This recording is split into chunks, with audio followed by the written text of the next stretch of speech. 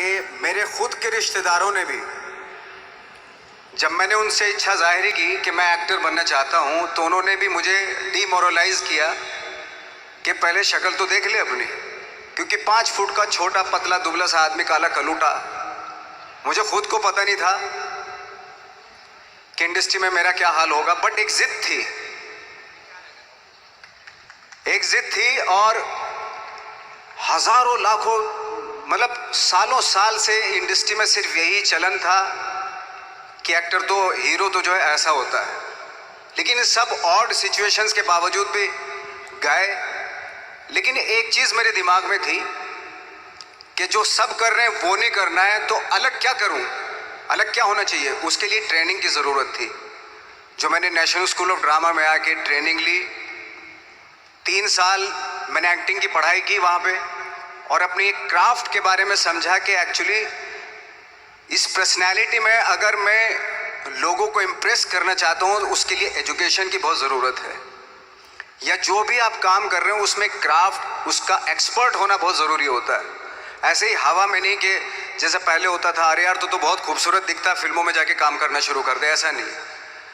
किसी चीज़ को बारीकी से जानना, उसके लिए ट्रेनिंग की, एक्सपर्ट्स की, एक्सपीरियंस की ज़रूरत होती है। तो मैंने ट्रेनिंग ली नेशनल स्कूल ऑफ ड्रामा से, और 2000 में मैं पहुंच गया मुंबई। मुंबई पहुंचने के बाद जब हम किसी ऑफिस में जाते थे, आई थिंक उससे पहले चलन नहीं था बिल्कुल भी। हम लोग गए, जैसे मैंने बताया कि ऑफिस में खड़े हो के, भाई हम एक्टर हैं, काम दोगे क्या? तो बोले पहले हुलिया तो देख अपना तू।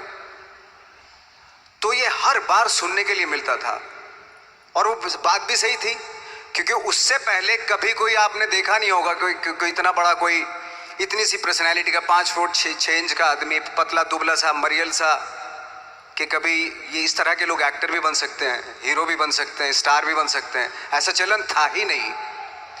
मैं कॉन्फिडेंट था बिकॉज ऑफ माई ट्रेनिंग। मैंने ट्रेनिंग ली थी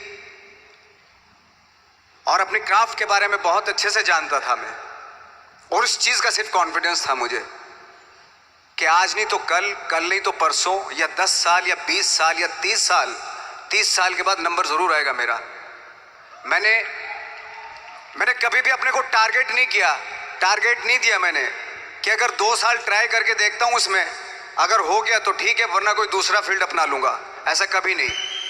जिस चीज़ का पैशन होता है, जज्बा होता है, अगर आप दिल से चाह लो ना, तो पूरी दुनिया झुक जाती है उसके ऊपर। उसको पूरा करने के लिए पूरी कायनात एक हो जाती है कि इस आदमी की जिद के लिए, इस आदमी की जिद के आगे झुकना पड़ेगा, और पूरी दुनिया झुकती है आपकी जिद के आगे। लेकिन आपको जिद्दी होना पड़ता है, आपको बहुत सारे सेक्रीफाइस भी करने पड़ते हैं, क्योंकि ये आपने चाहा है। परीक्षा देनी पड़ती है आपको, जितना बड़ा इम्तिहान होगा उतनी बड़ी परीक्षा भी देनी पड़ेगी। आसान काम नहीं है। छोटे छोटे टारगेट बनाएंगे तो छोटों में निपटारा हो जाएगा। हमेशा अपने आप को टारगेट बढ़ा दो। तो उसके लिए हमेशा अपने आप को अनकंफर्ट जोन में डालो, कि जो इम्पॉसिबल है उसको पॉसिबल करने की शिद्दत, पैशन आपके अंदर होना चाहिए, वो हो जाता है। आज जो दुनिया में इतने सारे एक्सपेरिमेंट हुए हैं, ये सिर्फ इसी बिना पे हुए हैं, पागलपन के जरिए ही हुए हैं ये सारे एक्सपेरिमेंट। एक मैंने कहीं सुना था कि जब आप एक्सपेरिमेंट करते हैं तो फेलियर भी होते हैं, कई बार फेलियर होते हैं।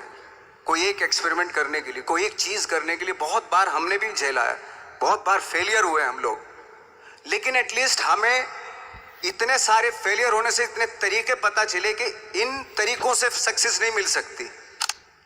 फॉर एग्जाम्पल, एडिसन ने जब बल्ब का आविष्कार किया तो 100 बार एक्सपेरिमेंट किए अपनी जिंदगी में।